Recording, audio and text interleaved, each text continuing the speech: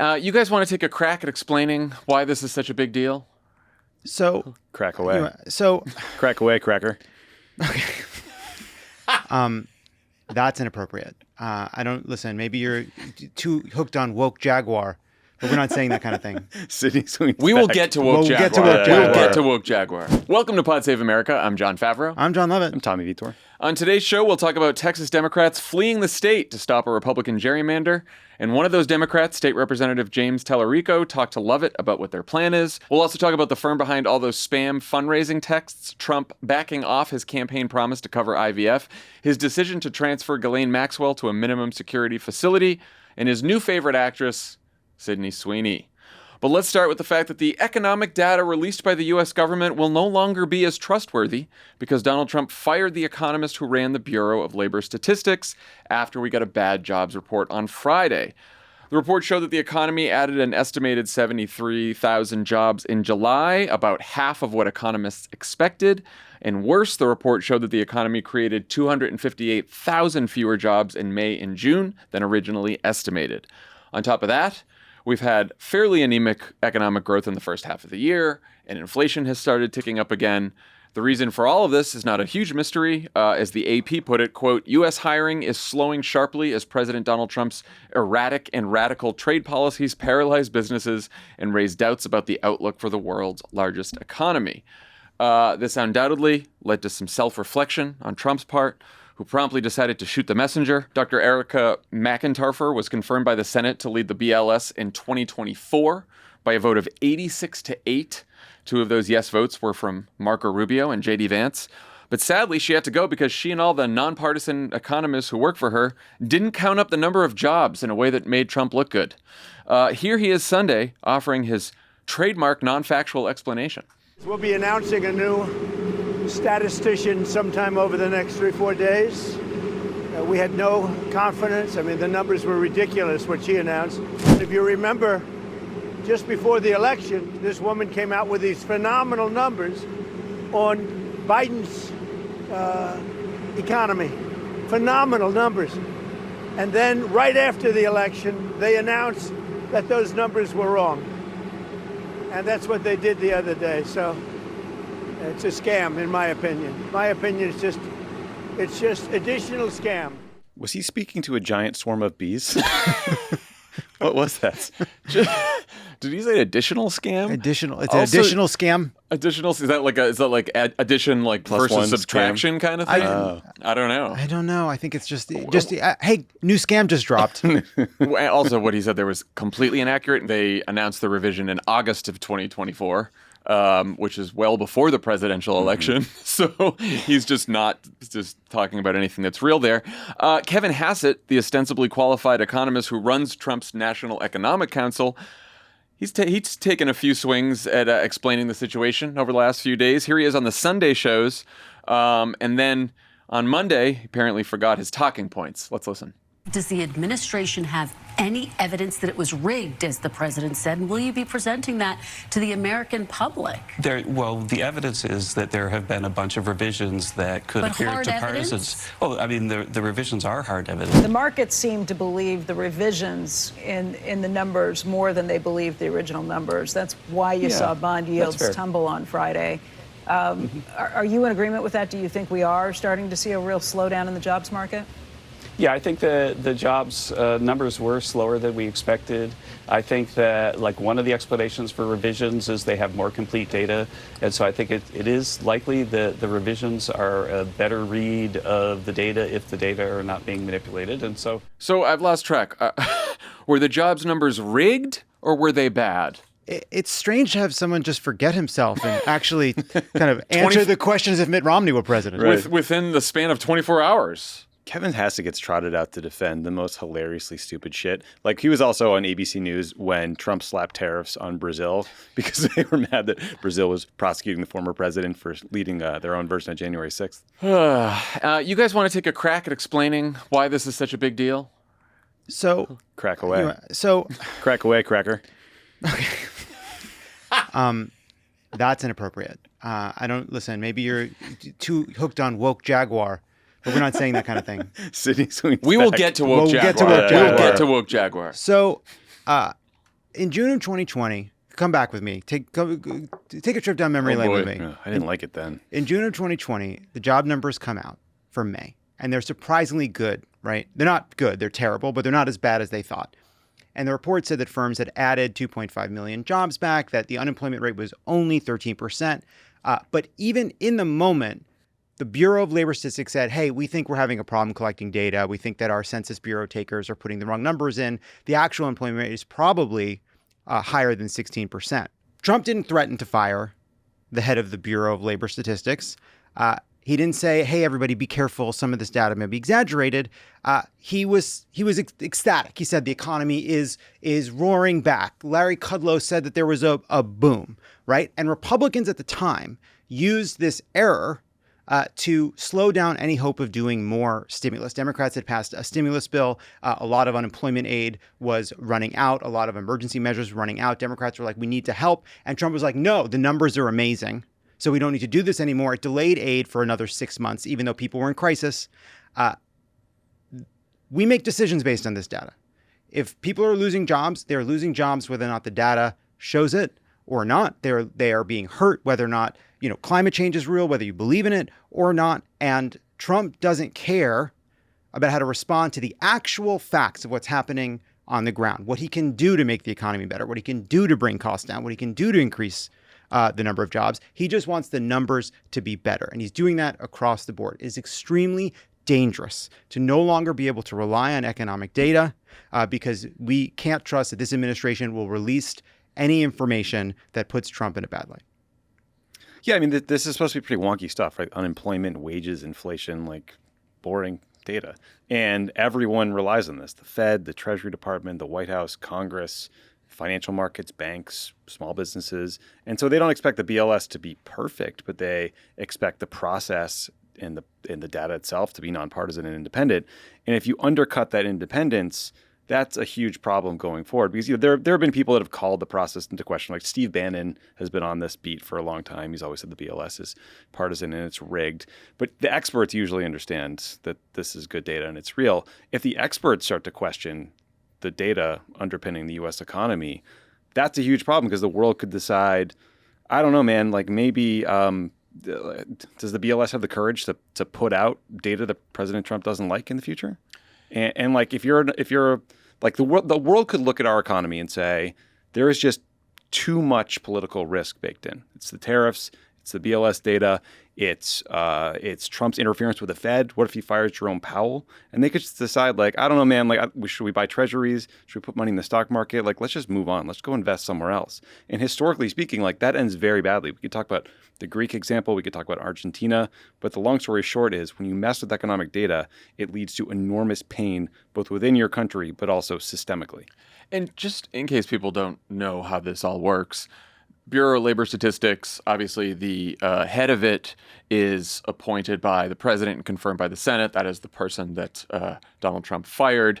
But the rest of the Bureau is just a bunch of nonpartisan economists, and they follow very strict statistical, methodological standards. They are reviewed by outside experts. They are transparent, the standards they use. So none of this is like a black box. And what they do is for the jobs numbers, they do a survey of businesses all across the country. And then for the unemployment rate, they do a survey of households, of who's working in the household. And the reason that sometimes you get revisions in the data is because a lot of companies and some households don't report or don't answer the survey until after the survey is closed. So sometimes people are just late getting their survey responses. So we've had revisions dating back to 1979 when this whole system was first set up. So it's like not unusual at all. It's a much bigger revision over the last 2 months than at any time since COVID. But also, we have had a shock to the economy with tariffs. We have immigration raids reducing the workforce. We've had massive government job cuts because of DOGE and other Trump actions. So there's been a lot going on that wouldn't make 2 months of fairly large revisions like totally out of the ordinary. But to your point, Tommy, like the reason this is so important, like you said, you've got people who want to maybe invest in the United States, who might want to buy treasury bonds. Also, Jerome Powell and the Fed, they're going to set they're going to decide whether they're going to do a rate cut, what the interest rates are going to be. If they can't make that decision based on the data and trust the data, then that's going to be a huge problem. Also, by the way, cost of living adjustment for Social Security is based on this economic data and unemployment insurance benefits too. So because as you mentioned, Lovett, it's not just jobs numbers, it's also inflation that comes out of the Bureau of Labor Statistics, inflation numbers. So if Trump gets someone in there who gives him an inflation number that's lower than it really is, the government's not going to adjust people's Social Security benefits to keep up with the cost of living, nor are they going to adjust unemployment benefits to keep up with the cost of living. So people are going to get fucked with unemployment benefits and Social Security if the inflation numbers are wrong. If this were a one-off, if Donald Trump was a calm, rational actor who had long believed there was a problem with the data collection, and this was a culmination of his long-standing beef in no particular direction with the way the government measures statistics, fine. That's not what's going on here. A lot of people pretending that might be what's going on here, that Trump has always felt as though the Bureau of Labor Statistics was making mistakes. We know what's going on. Donald Trump has launched a war on how the government collects and disseminates information. In March, Trump's Commerce Secretary disbanded the Federal Economic Statistics Advisory Committee along with another outside group. Very wonky stuff. That group exists. It's a panel of outside experts. It exists for one purpose, to meet to talk about how the government can do a better job of accurately measuring economic information. Lutnick told them that their mission had been, quote, fulfilled. Alex McGillis at ProPublica reported on all the ways in which DOGE targeted data collection, specifically data on drug use, pregnancy, maternal mortality, adoption, accidental deaths, HIV, other sexually transmitted diseases, educational outcomes, even just weather balloons not going up as frequently, something that came up when there were those terrible floods in Texas. In Trump's first term, researchers at the USDA reported that Trump's trade war with China was devastating farmers, among other reports that embarrassed the administration. What do? They take the USDA economic researchers, they move their office under the political wing of the agency, and then they go further. They announce that they're physically moving the researchers' offices to Kansas City. And so they told a bunch of economists in D.C., oh, we don't like your reports. You can quit or you can move your whole family to Kansas City. And a lot of them quit as a result. But the reality was the reality. We now know how devastating Trump's trade war was for farmers. Bankruptcies went up.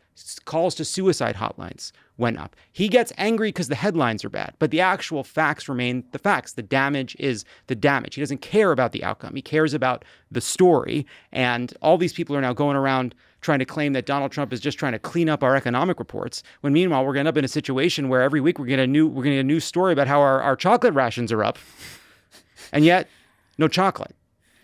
Yeah, I mean, so he's on one hand, by doing this, he's going to cause a lot of damage. On the other hand, he's not going to fix his problem because people are still going to be feeling pain if the economy takes a turn. Right. Well, that's what doesn't make sense about this. Why freak out now? The midterms are a long ways away. You just passed your big economic package. Like, the stock market is ripping. I don't understand why. I guess maybe just kind of like take out the trash now, like make your structural reform now because you watched Steve Bannon on the War Room rant about this and it inspired you to make a move. But it's kind of just petulant. Also, I mean, it came right after he, I believe, tweeted that he was repositioning 2 nuclear subs because he got in a Twitter fight with Dmitry Medvedev, the former president of Russia. So yeah, and today he's like watching CNBC and he's tweeting about or truthing about Elizabeth Warren. He's yelling at her. He's I think the Epstein thing is really shaking him. He's just look. When you look at the last 2 months of economic data that was revised, the jobs numbers were revised, I think he is thinking, and so probably his administration too, like, oh, maybe the economy is softening here. That's a problem. So it's like, you might as well fire the BLS person now so we can start cooking the jobs numbers as things get bad. Better to do it now than next year. Right, as you're getting closer to the election. It's, by the way, why they disbanded those panels. They don't want anyone from the outside looking in and seeing what they're doing. Right, it's part of a plan. They're doing this across the board. Yeah. All right. And another sign that democracy in America isn't exactly alive and well. The Republican governor of Texas, Greg Abbott, has threatened to arrest and or remove from office more than 50 Democratic legislators unless they let Abbott fulfill Trump's request to squeeze 5 more Republican House seats out of Texas just in time for the 2026 midterms. Abbott has called a special session so the Republican majority can redraw the already gerrymandered maps, but the Democrats fled the state in order to prevent the session from taking place, since the Texas Constitution says that 2/3 of the legislature must be present to do business. Abbott then released a letter claiming that if Democrats weren't back by the time the session began on Monday, they could be removed from office. He also claims Democrats could face felony charges if they tried to fundraise in order to pay the $500 a day fine that comes with missing a session. Most of the quorum busters went to Illinois, where they were welcomed by Governor J.B. Pritzker. Just before we recorded this, Lovett spoke with one of those Democrats, State Representative James Talarico, about his decision to leave and what happens next. Here's that interview. Welcome to Pod Save America, Representative James Talarico of Texas. First of all, what can you tell us about where you are? Well, I'm in a nondescript hotel conference room. That's all I can tell you. We are in Illinois, and it's appropriate because this is the land of Lincoln. And Abraham Lincoln actually broke quorum back in 1840 when he was a state senator by jumping out of the window of the Illinois state capitol. Thankfully, I didn't have to jump out of any windows in Texas, but we are joining a long tradition in America of standing up to bullies, of speaking truth to power, of causing good trouble. And I know my colleagues and I are proud to do this work, regardless of what consequences may come. So let's talk about that. Your governor says you forfeited your office, have you? No, I'm still doing my job, even though I'm not in the state of Texas. I was actually doing constituent services this morning with my team from this hotel room. And we're also trying to shine a national spotlight on this Trump redistricting power grab that's happening in Texas, because it doesn't just affect Texans, it literally affects every American. Trump is trying to insulate himself from the will of the public. He's trying to shield himself from the voters and from accountability. And if we allow that to happen, if we let power go unchecked in this country, I am worried about where it will lead. And so that's why my colleagues and I felt we needed to take this dramatic step of leaving the state and breaking quorum. So, as you noted, there's a proud tradition of this in our country and in Texas. This has happened before. As far as I can tell, this is the first time a governor, and this has happened under Republican governors in the past as well, has asserted that somehow he has the power to remove legislators from office. Now, the Attorney General, Ken Paxton, said that that would be challenging. What do you make of that threat? It's very consistent, because the whole point of these rigged maps is to rob Texans of their ability to elect the candidates of their choice. And so now Greg Abbott is literally trying to remove the people's elected official from their office. This is a page right outside of Trump's authoritarian playbook, and he does it with, less charm and less humor and less charisma than Trump, but it is still just as dangerous, and we should reject it. Now, again, this is not a Democrat thing. All of us should reject it, whether you're a Democrat, an independent, or a Republican. Yeah, like presumably if your voters are unhappy with your decision to do this on their behalf, even though you're doing it for the right reasons, there's an opportunity for you to be removed from office in an election. Exactly. And that's how people change their government, is they elect new people to represent them. And that's what these maps threaten. And again, it doesn't just threaten it for Democrats, it threatens it for everyone. And so it's why we've got to push back against this power grab. I should say that gerrymandering happens across the country, and it does happen in blue states just like red states, but this is a whole nother level. Usually we adjust district boundaries at the beginning of a decade right after a census comes out, because you have to adjust lines based on population. But Trump has asked Texas Republicans to redraw the maps they just drew in 2021 so that he can get 5 more seats. And it's a little reminiscent of when he called the Georgia Secretary of State and asked him to find 11,000 votes. Thankfully, Georgia Republicans said no. Texas Republicans said, how about Thursday? And it's why my colleagues and I felt the need to leave our beloved state, break quorum, and stop this power grab from going through. So, you're being threatened by the governor. A map would have to be in place or be picked by December to be in place for 2026. How does this play out? What happens now? Well, we're taking this one special session at a time, and the special session in Texas is going to last 2 more weeks. So all of my colleagues, there's 57 of us in total, we have all agreed to stay out of the state capitol for the next 2 weeks to kill these maps and stop them from going through. Now, the governor can call another special session. He may, and if he does, we will assess our options. But I am hopeful that some of the threats from blue state governors, some threats of retaliation, I'm hoping that can convince Texas Republicans, maybe even Donald Trump, to walk back from the brink, because they see that the gains they could make in Texas could be wiped out in a state like California.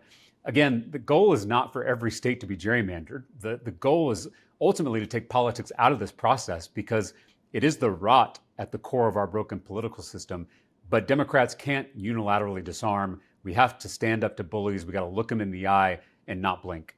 So I wanted to ask you about that, because there has been this push for fair maps. A lot of prominent Democrats got behind it. Some of them are sticking with that and saying, no, we can't play this game the way Republicans do. Others are saying we have to fight fire with fire. Were Democrats who embraced a nonpartisan redistricting, were they fighting with a hand tied behind their back? That's what Governor Kathy Hochul said today. Well, I just want to say I am proud to be a part of a political party that still has principles, that still has a positive vision for what this democracy could be, how we could fix this democracy so it can actually work for regular people. I am proud of that. But we can't let that vision get in the way of the current reality. And right now, one party is attempting to cheat. By redrawing the maps in the middle of a decade, they are cheating. It's like two football teams coming out of the locker room at halftime, and the team that's ahead says they want to change the rules for the second half so they can win the game. All of us would recognize that as blatant cheating. And if they're going to cheat, we're not going to play. And if they're going to cheat, all rules are off the table. And that means blue states are free to respond with retaliation. But this is not the vision. Having a descending spiral of partisanship is not what we want. We ultimately want fair maps and fair elections for every state and for every American. So you're apparently going to be fined $500 per missed day of the session. Abbott says he'll bring felony charges if anyone fundraises to cover that. What are we going to do? What are we doing about this expense here? Well, my colleagues and I are going to pay these fines ourselves. And I should say, state representatives in Texas, we're part-time. We earn $600 a month before taxes for our work in the legislature, which means we have to have day jobs to make ends meet and to pay our bills. We're leaving those day jobs to break quorum. We also have colleagues who are leaving young children, some that are leaving aging parents. So this was not a decision we made lightly. And we knew there were going to be consequences, financial, political, possibly even legal consequences. But we're willing to pay those because we believe so strongly that this power grab in Texas is a threat to the future of our republic. So obviously you hope that Abbott and the Republicans back down, but they may not. What kind of arrangements did you make, did some of your colleagues make for this to potentially last for not days, not weeks, but potentially months? We recognize that, and we know going in that this could be longer than 2 weeks. We're trying not to get too lost in the hypotheticals, because who knows what will happen in 2 weeks? Who knows what Texas Republicans are going to do, what Donald Trump's going to do, what blue state governors are going to do, what the American people are going to do. Part of the goal of this quorum break was to inspire action across the country.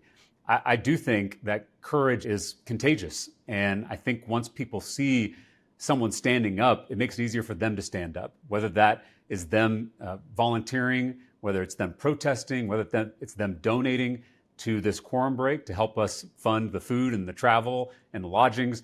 That is a form of action that can, I think, push back against this kind of power grab. And we're going to have to see that action multiplied a lot in the next election if we're going to protect the democratic process and fix this democracy going forward. Representative Talarico, thanks for stopping by. Appreciate it. Good luck, wherever you are. Thanks for having me.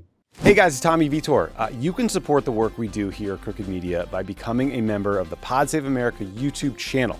When you sign up, you get subscribers-only shows and ad-free episodes of Pod Save America, Pod Save the World, Offline, and Love It or Leave It. Plus, it's the most direct way to support us as we build a counterweight to the right-wing media. So click on the join option on the Pod Save America YouTube channel, and thank you for watching. Today's presenting sponsor is Simply Safe Home Security. It's August, which hopefully means you're on vacation and trying to tune out the political circus for a bit. Knowing Simply Safe is proactively... Not us, Tommy. Not even a little bit. Knowing Simply Safe is proactively watching your home, ready to stop threats before they happen, brings some actual peace of mind. You know what is Simply Safe? You know who has a Simply Safe? Who? John Lovett set it up himself. What? Somehow. I'm just hearing this now. Somehow, some way. Top of the line sensors. You can turn it on and off from his phone. You can protect your whole house, not only from burglars and break-ins, but also from other bad things that could befall your property, like water damage or smoke, or you fill in the blanks there. Highly recommended. Most security systems only take action after someone breaks in, and that is too late. Simply Safe's new Active Guard outdoor protection helps stop break-ins before they happen. If someone's lurking, agents talk to them in real time. They turn on spotlights so they can call the police, proactively deterring crime before it starts. I think I've told you my pitch that underemployed roast comedians should work for Simply Safe. I like that. And just shit all over those burglars as they're trying to break in. Neg them, you know. That t-shirt. Named Best Home Security System of 2025 by CNET. 4 million Americans trust Simply Safe. It's ranked #1 in customer service by Newsweek and USA Today. Monitoring plans start around $1 a day. There's a 60-day money-back guarantee. There's no contracts and no hidden fees.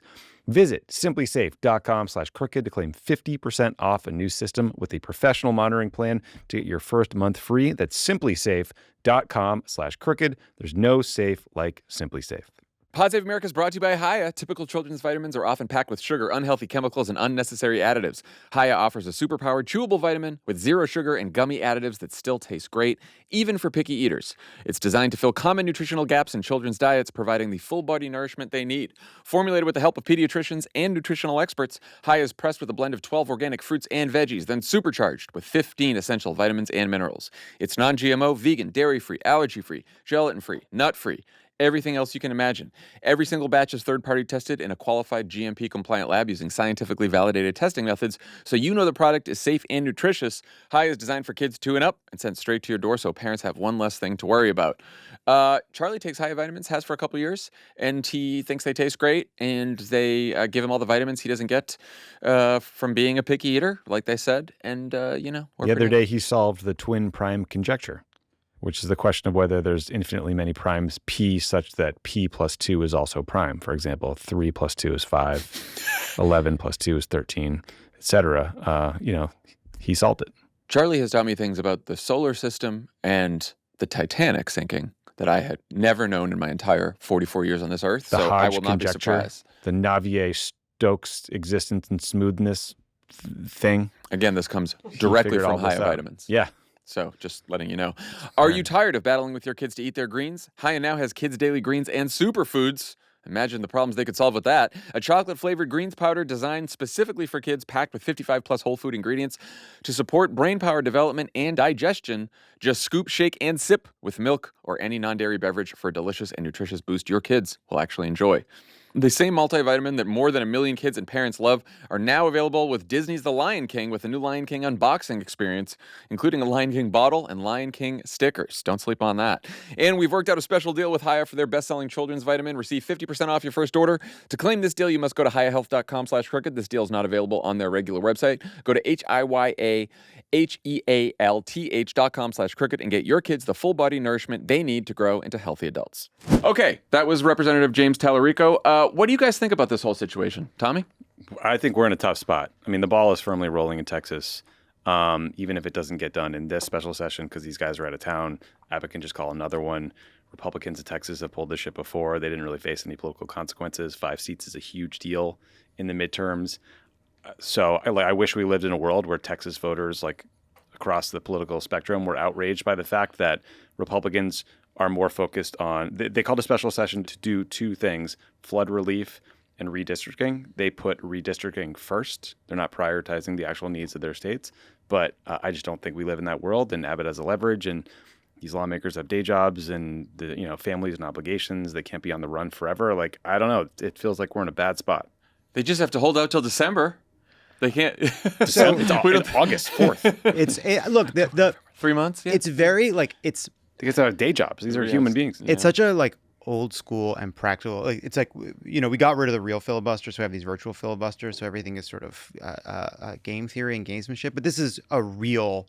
Like, why don't they do this for other votes they're going to lose? Because it's really hard to do. You have to physically leave the state. You may not be able to come back until the special session is over, and Abbott can just call another special session. There's a lot of ways these have ended. These have happened in Texas in the past. They've happened in other states in the past. Sometimes you get concessions and people come back. Sometimes your bluff is called and they just wait you out, and eventually people have to get home because that's where they keep things like, their families, kids, and jobs and life. The jobs thing is the tough one because it's a part-time job, Texas, the legislature, and also now you're paying $500 a day, which they say they're going to pay out of their pockets because he's threatening that any kind of money they take is for bribery, and that's how they could probably get the feds involved. Right now, they can't get the feds involved in it being in the other state right now. Until Donald Trump's makes a call to ICE or his buddy Kash Patel at the FBI, I wouldn't surprise me.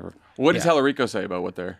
He's basically they're paying it themselves. They're all trying not to think past this special session. They're putting a lot of hope on the fact that this is creating public pressure. They're putting a lot of hope on the fact that blue state governors are stepping up to threaten retaliation.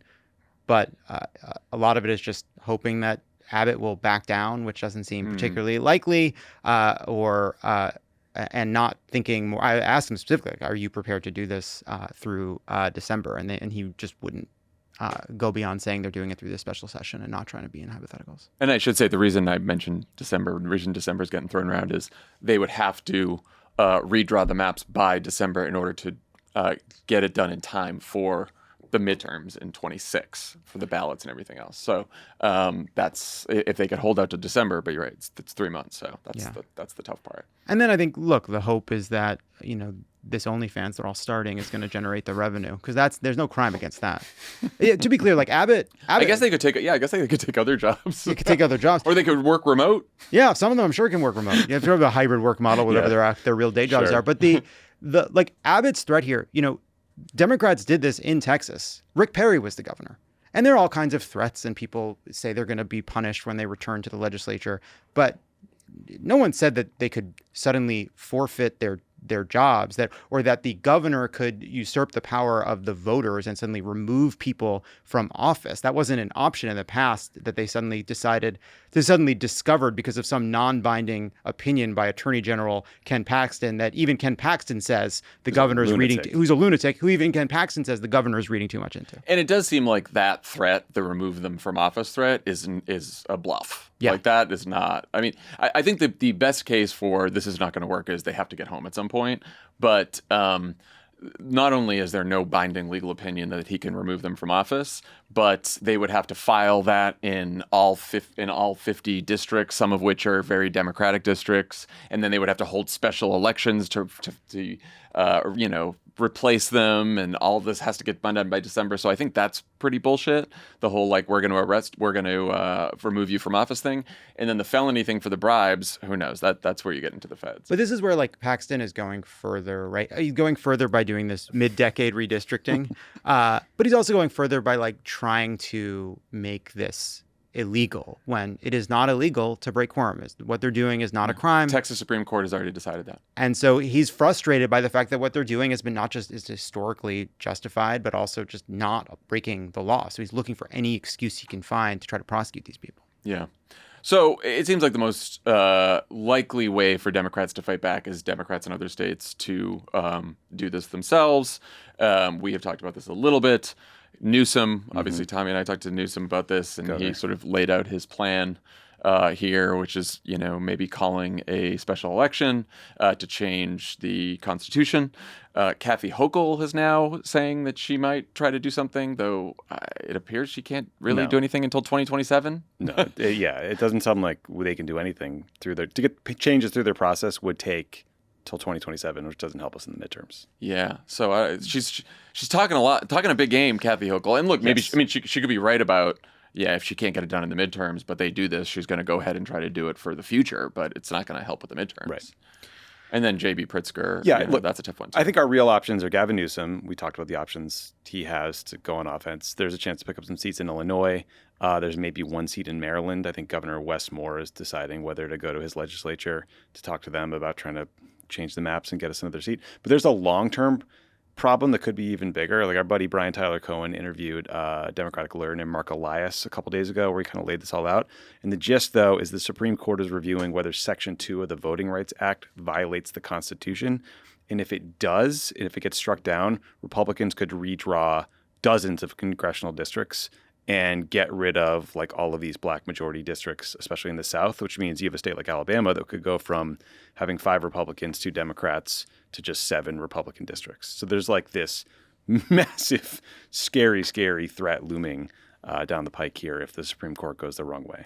Yeah, the long-term challenge here is that Democrats just don't control as many state legislatures as Republicans do. And look, I mean, what's happening in Texas is kind of enabled by Donald Trump's recent success with Latino voters and their ability to rethink how to draw those districts based on that success. And now that might be a reason for optimism, or that they have miscalculated. I think Dan and I were talking about this. I can't remember who I talked to about anything anymore.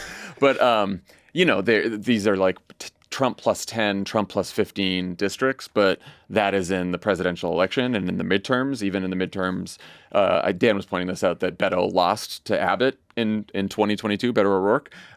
He still won the Latino vote by like 15, 20 points more than Kamala Harris did in 2024. So, it could screw them for the midterms, but either way, if you're starting to go nationwide, it's pretty bad. Yeah, I mean, look, it also, more broadly, they can redraw the maps. They can also accidentally draw Republicans out of their seat, is if they try to over-gerrymander, try to make too many seats for themselves based on a projection for 2024 or just not understanding the electorate. All of a sudden, in a wave election, which hopefully we can generate in the midterms, all of a sudden they got a little too cocky and a little too greedy, thought they could draw themselves a couple extra seats, and then those Republican plus 3, plus 5, plus 7 seats all of a sudden swing and they've lost some races. I mean, the deeper problem here is Democrats live in too few places too. We have really big majorities in these concentrated areas, and Republicans have still large but slimmer majorities in tons of rural places. And that gives Republicans more of an ability to draw these favorable maps. But in Texas specifically, I think the new proposed districts make 30 districts places where Trump won by 10 points, which is up from 25. So that's a lot. And also just in Texas, Biden won Latinos by 17 points in 2020. Trump won by 10 in 2024. So it's a big swing. Probably will not swing like that without Donald Trump at the top of the ballot. I totally agree with that. But I do think in Texas, it feels like they're pretty well protected with this version of the gerrymander, and it's tough. I don't know. We'll see. For midterms is much different, but we'll see. Trump plus 10 is tough. Trump, well, 3 are Trump plus 10, 2 are Trump plus 15, or it might be the other way. The 15s seem pretty tough, but the 10s, 10 in a midterm. Dan was saying he thinks that could be overcome. All right, I'll take hopeful Dan. In other Democratic campaign news, it turns out that all those fundraising texts and emails we love to complain about aren't just incredibly annoying. They also may be incredibly ineffective unless you're a big consulting firm that takes a huge cut of the money. Over the weekend, an investigation from independent data journalist Adam Bonica at the On Data and Democracy Substack found that a single firm, Mothership Strategies, founded by former digital staffers for the Democratic Congressional Campaign Committee, is behind most of these SpamPacs. According to Adam's review of FEC filings, Mothership has taken in $678 million from individual donors since 2018, and they've pocketed at least $159 million of that, reporting it as, quote, consulting fees. Even more depressing, of that $678 million, only $11 million has gone to actual campaigns, candidates, or Democratic committees. That's 2 cents on the dollar. We reached out to Mothership to ask about this and got the following quote. This Substack is completely inaccurate and contains numerous false and misleading claims about Mothership and our clients. The truth is that Mothership supports Democratic campaigns, PACs, issue advocacy organizations, and more in raising critical funds. We have directly raised over $400 million for dozens of campaigns and member-connected PAC clients. Further, a majority of the funds that are reported by the FEC as going to Mothership are pass-through funds the company actually pays to our clients' other vendors, including advertising partners, to support their programmatic work. So just reading the statement now, but doesn't seem to conflict with anything in the actual Substack piece? I mean, I think what they're probably quibbling with is how much goes to the company as profits versus what is paid through the company. But look, the broader point is that like all this money just goes to perpetuate the fundraising cycle, and that is the problem. It's like I did a stepping back, I did a episode on this a few weeks back and why it's impossible to get the fundraising text to stop when you text stop I've text stop 5 times today. Have you guys gotten a flood today? I've gotten like 10 fundraising solicitations. It's relentless. I just got one that said, John, I'm trans. I got one that said, John, I'm trans. Popular one today, yeah. Okay, so the reason it never stops when you press stop is because that removes your number from that campaign or super PAC's list. There's no like do not spam registry or like universal do not spam list.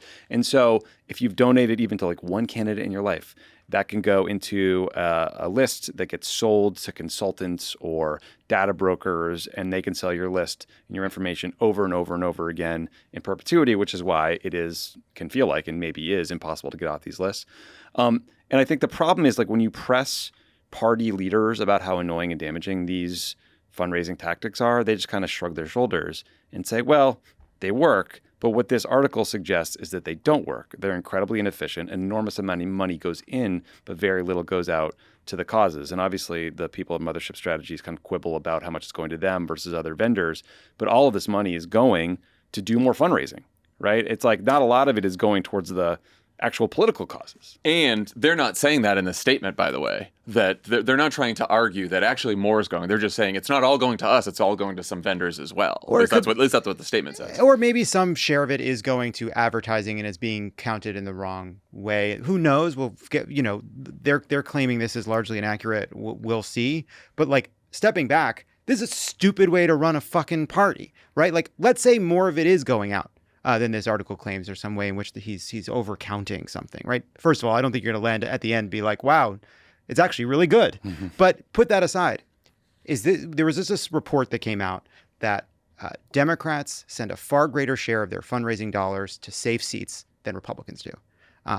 And one reason is that fundraising has become this sort of scorched earth kind of hammering Democrats over and over and over and over again with requests. And in that kind of environment, more charismatic figures, more sensational opponents, right? Less strategic decisions are going to be made about money. And yes, I am sure that sending out a blast of fundraising text, you get a report back saying like we sent out text and $100,000 came in or $40,000 came in. And you do that again and again and again. It starts to become real money. But the cost is that this big group of hyper-engaged Democrats who have been funding the resistance for almost a decade now are exhausted and angry and mistrustful of this entire process. And these are the people you want not just to donate to you, but to advocate for you on their social media, to believe in you, to believe in the process. And all of this is just so cynical. Yeah, I mean, I think the problem is with direct mail, like the old school way, there would be literal costs. You have stamps, you have envelopes, you have paper, right? And with you're just hammering like a file full of text numbers or emails or cell phone addresses, like there's zero cost to that.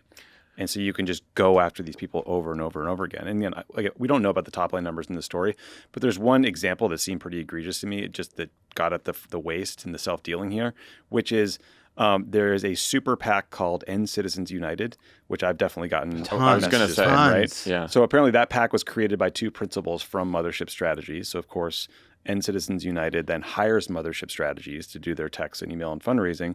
So at the end of the day, like End Citizens United PAC raises a ton of money from like well-meaning people that largely goes to pay the guys who started the PAC for the services. And so that doesn't really benefit anyone. And it's also, like you said, it's not just that you're annoying people and harming the Democratic Party brand. You're hurting the people who care enough or care the most, who are willing to give money.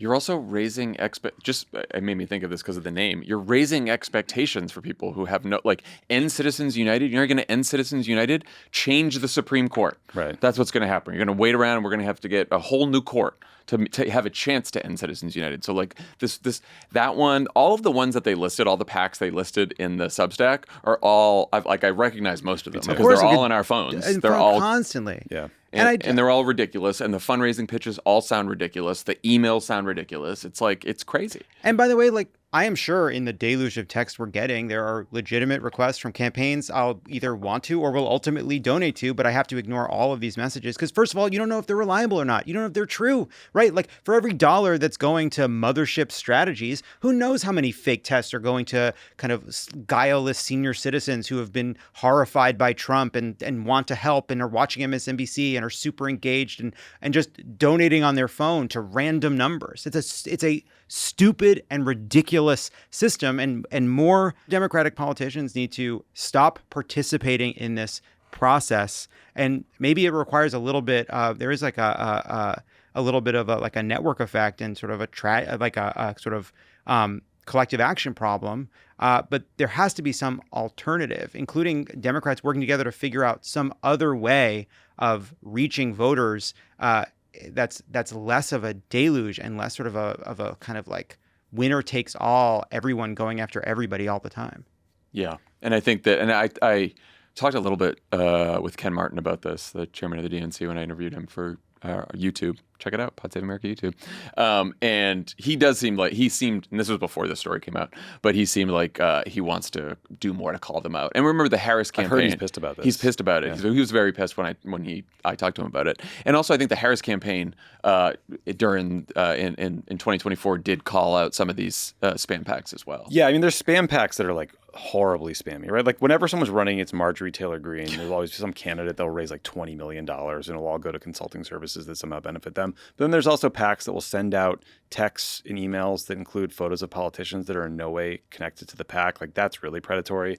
There are people that get locked into recurring donations in really deceptive ways. Like what's sad about this is it's even worse on the Republican side. Yeah. Like what they do to their donors is disgusting. This is everything Trump does. Everything that Trump does. But I do think the candidates working with firms that do abusive practices need to cut ties with them.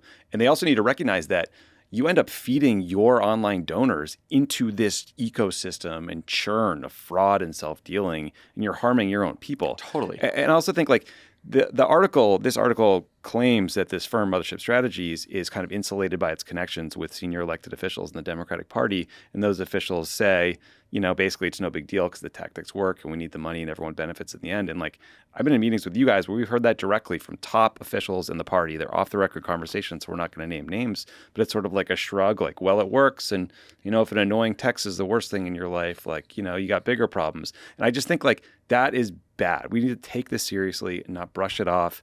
And like my advice— It sounds like it doesn't work. Well, right. And my advice to listeners is like, never give to someone that texts you or emails you. If you care about a cause or a candidate, research it, go to their website, give directly. Make these texts so inefficient that they go away. Yes, for sure. Yeah, I can't imagine. Yeah, is anybody? That's what's also hard to like. I don't know anybody that's donating via these texts Because it's old senior It's old citizens. people. It's yeah. Two quick things before we go to break. After unsuccessfully seeking asylum in Canada, Lovett is back That's with right. new shows at Dynasty Typewriter this Thursday, August 7th. Along with you got special guests. Oh, you have Ken Jennings? Ken Jennings and Amy Nice. Schneider, two Jeopardy legends, plus Tim Heidecker. That's awesome. I didn't realize he said yes. I'm Nice. finding out from this. We had a great show out this weekend with Patton Oswalt and Alice Wetterlin and Peppermint and Ashley Nicole Black. We put the monologue from Love or Leave It on the Pod Save America feed. We just call it mono now. Is that just like It's our internal industry term? It's our internal term for it. I'm sorry. I'm embarrassed. I couldn't name it after a disease that puts you out of The kissing disease, Tommy? disease. Has the kissing disease come for you? gives you like a 6-month nap. Do you remember when we both got mono at the same time? That was weird. I've never had mono. Okay. All right. Calm down. We never had mono. You got it, buddy. Mics are on. Never We had were both mono. just down for the count. Yeah. Incredible. Just 2 weeks off. Very tired. Pre-COVID. Anyway, but I was really proud of the monologue we did this week because we talked about Epstein and we talked about Gaza and talked about all the conspiracy theories, which is on the Pod Save America feed if you want to check it out. Cricket.com/events if you want to go see Lovett in person at Dynasty Typewriter. Also, a reminder, speaking of events, we announced our first ever CrookedCon last week, and tickets are already going fast. CrookedCon is a chance to hear from smart people inside and outside the Crooked universe about how to galvanize the pro-democracy movement, as if it needs galvanizing. We'll be in Washington, D.C. for 2 days. We're going to kick things off with Pod Save America Live at the Warner Theater on Thursday, November 6th. Then on Friday, November 7th, we'll be at the Wharf. Wharf. Anyway, it's going to be really fun. We're going to have organizers, strategists, politicians that aren't annoying. James Talarico is going to show up with his clothes on a bindle because he's been on the road. Riding the rail to D.C. Oh, man, if they can make it till then, we will give them, we won't pay them because we don't want to do any of the felony stuff. But, we'll give them food and water, maybe. Give them, I think legally it has to be finger food. give them commodities. Anyway, hold on till then, guys. Lobbying-wise, I think you can sit, you can eat, but if you're standing, it's a snack. We'll invite their Sounds right. families so they can say hi to their families. Yeah. They haven't seen them in a couple months. Everybody gets one phone call. Tickets are on sale now. Head to crookedcon.com for tickets, lineup announcements in the coming weeks, and more. That's crookedcon.com. We've also got a limited amount of discounted tickets when you use the code Freedom and Content. Again, that's one word, all caps, Freedom and Content. So get your tickets soon, and we'll see you there. Pod Save America is brought to you by ZipRecruiter. Sometimes it can be overwhelming to have too many options. Yeah, I've been to the Cheesecake Factory.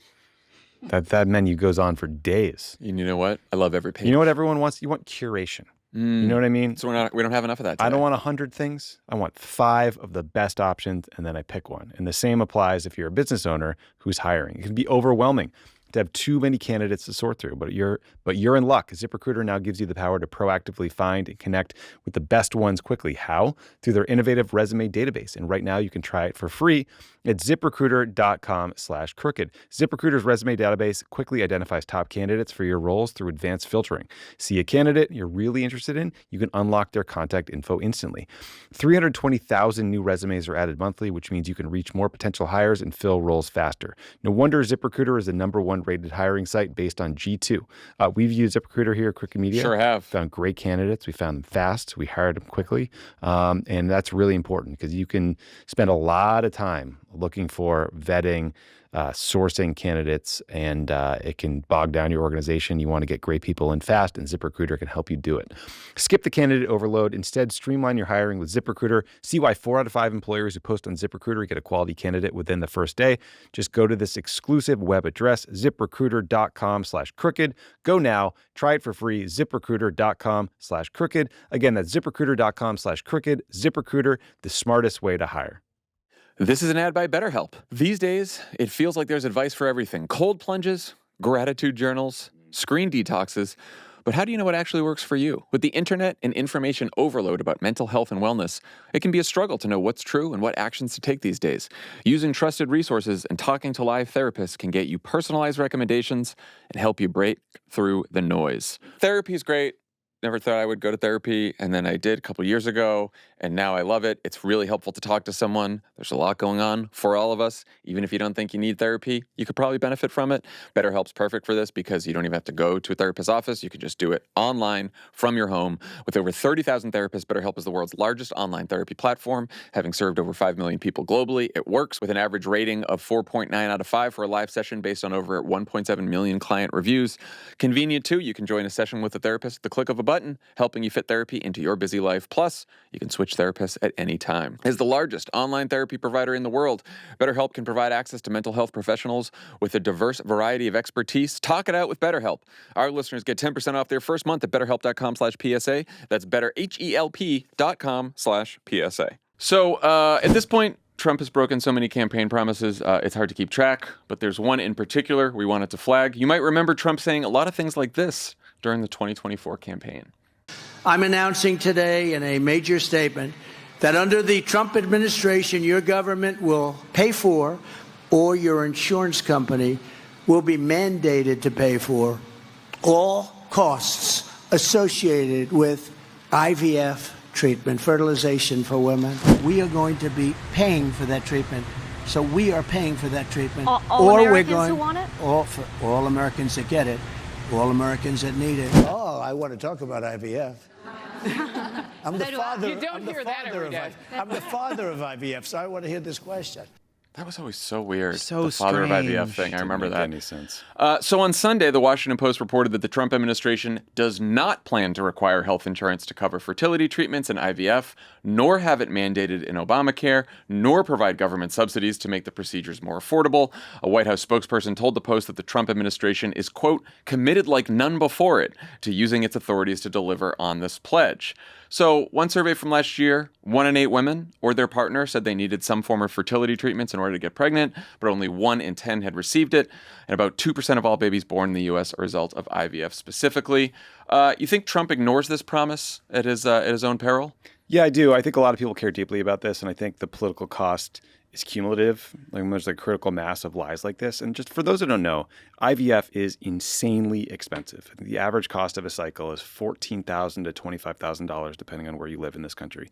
Many patients have to do multiple cycles, so you could be talking $30,000, $50,000, $75,000.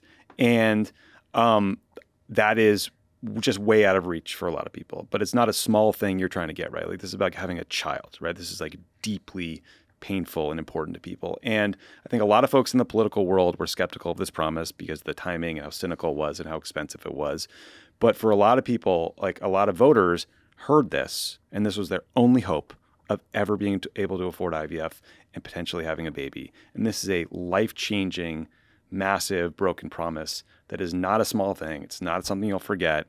It's not, insignificant to someone's life. And I think it is outraging a lot of people. And we saw like Andrew Schultz, the host of the Flagrant podcast, like he has talked about how he and his wife went through IVF, how he was sort of like a single issue voter in some ways, and this was really important to him. He was posting about this over the weekend. Like, a lot of people are profoundly hurt and betrayed. It's also like extremely cynical. It's So not like cynical. it's a broken promise where a lot of politicians' broken promises like, well, we tried and we sent a bill to Congress and it didn't work out, or we tried to do some executive action. Like back in February, they released, an executive order, an action, or a proclamation or something it was directing all of the federal agencies to come back in 50 or 60 days and let the president know what they could do to make IVF more affordable. Those days have come and gone. Nothing. We haven't heard anything about it. Nope. It was basically it was done in February just to get a headline that the Trump administration was going to do something about it. And then until the Washington Post called them up and asked them about it, we heard nothing. Yeah, look, it was cynical at the time, right? And it was sort of along the lines of the promise on no tax on tips. It was on the line of sort of some of the other promises he was making, trying to appeal to a broader, beyond the sort of Republican coalition that had existed. But this was such a kind of half-baked promise, right? IVF is incredibly expensive. It would be a big deal if you mandated that insurance companies cover it. It is also controversial on the right.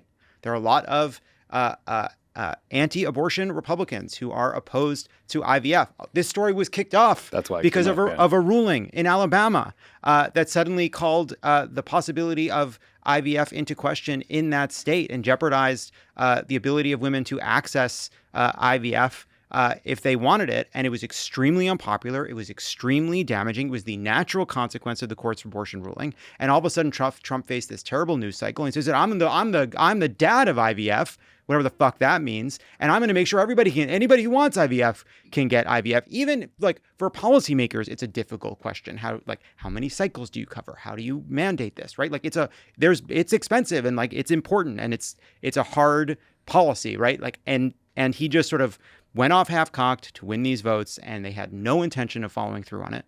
And this is the end result. And it's a whole bunch of other issues where he's done the exact same thing. By the way, I think like part of it is the promise to release the Epstein files. He's not going to release the Epstein files. Like all these promises that he made, he had no intention to solve. But I do think to Tommy's point, like for a lot of people, this was something that was going to change their lives, and it's just not happening. In that last clip we played, I remember watching that. It was a Fox News town hall in Georgia. They built it as like a women's town hall. You could hear Harris Faulkner, I think her name there, just like so unbelievably credulous. Everyone knew that announcement was bullshit. The math didn't add up. There was no way they could afford to pay for it. It was not part of any of his plans. Calling himself the father of the IVF. It's just like, it just was a reminder of how terribly Fox News treats its own viewers and voters. They just treat them like idiots. What do you guys think is going to happen if he gets the question on this? Do you think he's going to say, we're looking into it, couple more weeks? Yeah, Or We're gonna have a plan on that in you're 2 fake weeks. news. Why are you asking me that question? dare that's you. that's a terrible question. That's him a out of the hateful pool. question. Yeah, maybe he won't get the question because it's just all Marjorie Taylor Greene's boyfriend. Yeah, by the way, you're talking about the next head of Bureau of Labor Statistics. Speaking of Trump's broken promises, the one that's been getting the most attention these last few weeks was his promise to release the Epstein files. Instead, Trump's DOJ has just released Epstein's convicted co-conspirator, Ghislaine Maxwell, from a federal prison in Florida to a minimum security facility in Texas known as Club Fed. Sounds nice. According to Bureau of Prisons regulations, sex offenders like Maxwell are supposed to be held in facilities like the one in Florida, not the minimum security camp in Texas. Naturally, when Trump took questions for the first time since the transfer was announced, he got some probing questions on the controversy that everyone's talking about. Actress Sydney Sweeney came out this weekend that she was a registered Republican. Any thoughts on that? That who was? Sydney Sweeney. She's like a very hot actress right now. She's a registered Republican? Yes. Oh, now I love her ad. If Sydney Sweeney is a registered Republican, I think her ad is fantastic. Okay, thank you very much, everybody. Great question. Great shouted question. Glad we got him on the record there. No Ghislaine Maxwell question. Trump followed that up with a Monday morning post praising Sweeney, attacking the car company Jaguar for a new supposedly woke ad. Wasn't that like a year ago? I have So no old. idea. It's so I didn't even old. look into that one. Yeah. It was a I while remember ago. that a while ago. Yeah. And he also claimed, once again, that Taylor Swift has stopped being popular since she endorsed Kamala. She did a $2 billion grossing tour. It changed the economy of Sweden. We're seeing a bump. This Taylor Swift bump in the Swedish economy can't be counted on next year. Before we get to Sydney Sweeney, thoughts on the latest in the Epstein case? We got Maxwell. Just no explanation. It's worth just repeating that Ghislaine Maxwell is not a good person. Like, she groomed these 14-year-old girls. She abused them herself. She sought out girls who had been abused themselves or confided in her. One Epstein victim, Virginia Giuffre, said about Ghislaine Maxwell, I think this was on CBS, she's a monster. She's worse than Epstein. She was vicious. She was evil. I know that woman. Virginia Giuffre died by suicide in April of this year. So this is fucked up. So there was a report from other prisoners at Club Fed who were there for theft and other nonviolent offensive, who are personally disgusted to have to be with Ghislaine Maxwell. And I'm sorry we have to look to these people for their moral leadership. But Ghislaine Maxwell is not a nonviolent offender because she participated in sexual abuse. That is a violent act. She is a violent offender. She should not be in a place for white-collar criminals. Just because it was a rich person and took place on a fancy island doesn't make it a white-collar crime. She is a violent criminal offender. And where we're at now is, we know Trump was in the Epstein files. That's what his attorney general told him. We know that he dispatched his former personal attorney to meet with Ghislaine Maxwell for, 8.5 hours? Over 2 days. Over 2 days. We know that Trump has been asked about whether he will pardon Ghislaine Maxwell. He won't say he won't. He won't address it. And then we find out without explanation she's being transferred from a less pleasant facility to what's known as Club Fed. A previous controversy years ago was when Trump said that he wished Ghislaine Maxwell well, right? And so what conclusion are you meant to draw other than Donald Trump's lawyers are currying favor with Ghislaine Maxwell, dangling a pardon in the hopes that she'll absolve him of any culpability, given that his name appears in the files and he had a long-term relationship with Jeffrey Epstein? Again, we're recording this Monday afternoon. We got this news on Friday about the transfer, and no responses from the administration on this, from the DOJ, from the Bureau of Prisons, from the White House. We have no idea why she was transferred. We have no idea what Todd Blanche talked to Ghislaine Maxwell about over the course of 2 days.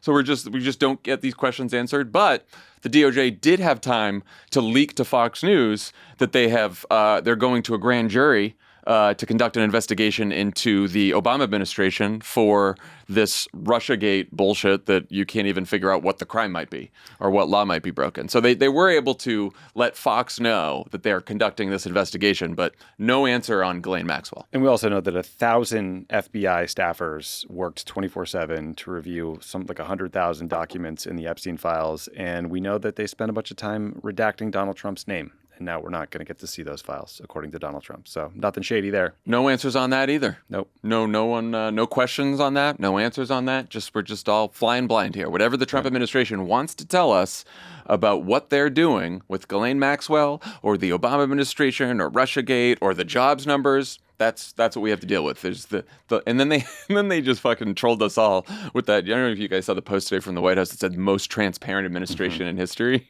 That's just they know they're not, and they're there's just a fuck you to everyone. How about it? It's just a big fuck you. To their base too, by the way. To like mostly, yeah. Right. Well, they put a lot of attention on sort of trying to win the kind of crank vote.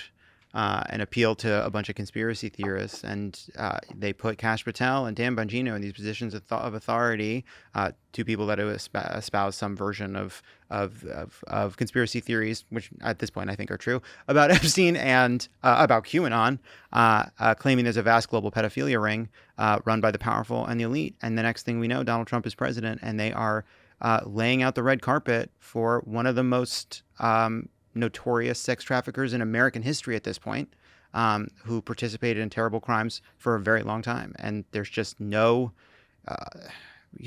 accountability for it. All these Republicans are silent in the face of it, and it's disgusting.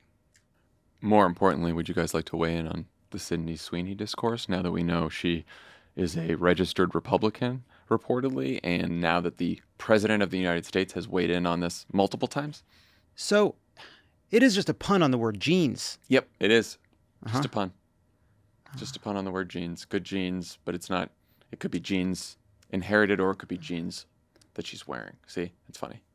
It is a very dumb, annoying story. There's also something to be said about the fact that, like, the White House is able to kick this stuff up whenever it wants. It can be like 6 people commenting on like a TikTok. It doesn't have to be a TikTok creator. It's like, it's like that genre of really annoying internet story. It's like, the internet is furious about this new Sydney Sweeney ad. It's like some people commenting over on Blue Sky, and suddenly it's an article, and suddenly all of the MAGA media ecosystem is talking about it, and then the White House is releasing statements. Like, when do we get to do that? Yeah, it's also like, there's a stopover though with random style writers' opinion. Like there was a Washington Post piece about it in the cut. There's a whole bunch of things. Whatever. So it's like that's where it starts, and then it goes from there to Fox, right? And then they're all talking about it on the 5, and then it goes to Donald Trump. It's like a whole. Well, we made a commenter president. I mean, that's the problem. He is one of the commenters beneath the story, but he also happens. He's the commenter. He's America's chief commenter. Mm-hmm.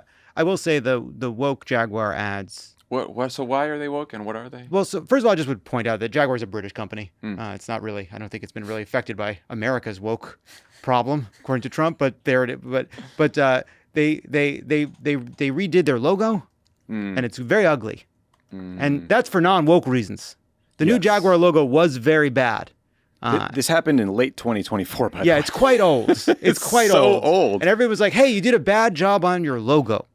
This is the other problem with Trump is like we've lost all sense of time, whether we've done this thing before. Have we already seen this episode? Are we back to the episode? When did the Jaguar thing happen? He's talking about Taylor Swift again. What is happening? Do you think the person who just that Dylan Mulvaney, what a brave person. I find what she's doing really interesting, and I like her. I'm gonna send her a 6-pack of Bud Light. Do you think that person knew that 2.5 years later, the president of the United States was going to be like, that fucking Bud Light's got to be stopped? Yeah, and like there's going to be Kid Rock like machine gunning Bud Light cans or something. Anyway, that's Sydney Sweeney. That's what we're dealing with now. This is day 13 or 14 of the discourse. Let's see how long we can do. And she was pardoned for her involvement in January 6th. Is that right? That's one of the reasons this is so controversial, or is it just the ad? I can't remember. She is in the Epstein files, actually. That's our show for today. Dan and I will be back with a new show on Friday. Talk to everybody then.